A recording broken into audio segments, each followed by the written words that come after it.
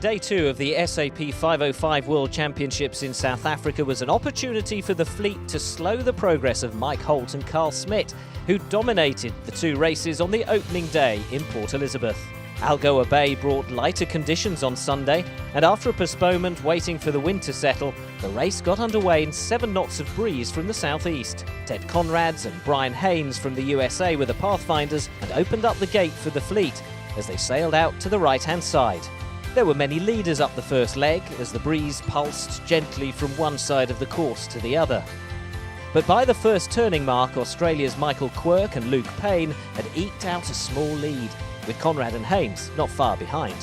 While Quirk extended his lead, fellow Australians Sandy Higgins and Paul Marsh were enjoying a good race in third place. However, with the British-German team of Ian Pennell and Johannes Tellen closing in at the final leeward gate, the Aussies were forced off to the unfavoured right-hand gate and lost out to Pennell on the final beat to the finish.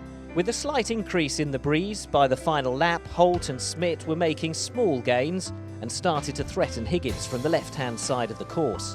The defending world champion tacked to leeward of the Australians, and it was neck and neck across the finish. While the SAP Sailing Analytics revealed that Higgins had held on to fourth place by a whisker, neither the Aussies nor Americans were sure who'd gained the upper hand until they came ashore.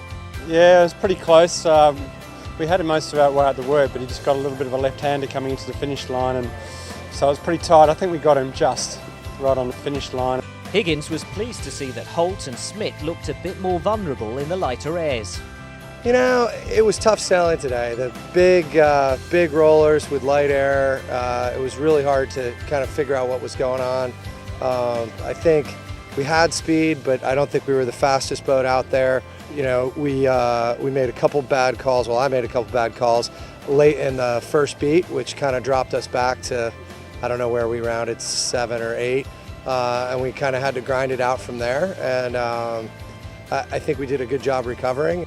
And closing to within a point of the lead after winning today's race were Quirk and Luke Payne.